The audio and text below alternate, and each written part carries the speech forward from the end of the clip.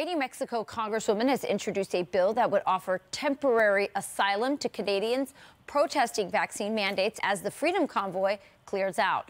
This weekend, Ottawa police towed nearly 100 vehicles and arrested close to 200 activists. Congresswoman Yvette Herrell says the country's reaction is similar to that of authoritarian regime like Venezuela, and she joins us now. Congresswoman, welcome.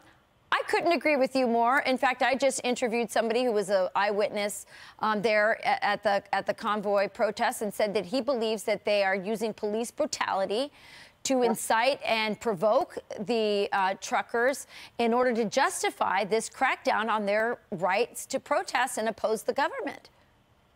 Right, absolutely. You couldn't be more correct. And actually, to see Trudeau introducing this Emergencies Act, this is way out of line. And it is. It's heavy-handed. It's a crackdown.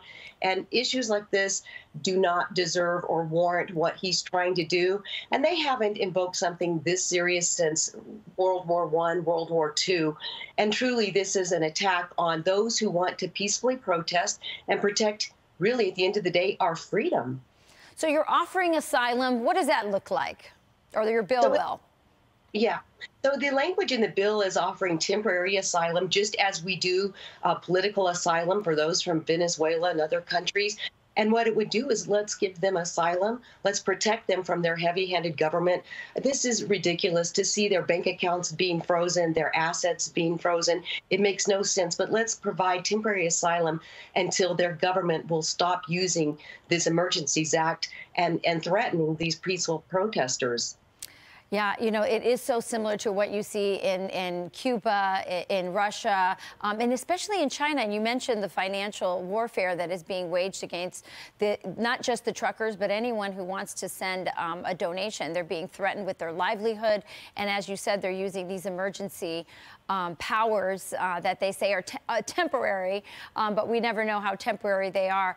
Are you worried that some of these tactics that are being used by Canada, with the exception of a few people like you who are really calling out the authoritarianism, that this is going to bleed into the way America operates? I mean, you're seeing some of the same words like, oh, they're insurrectionists, they're white supremacists, they're Trump supporters. That's what they're calling some of the truckers as well.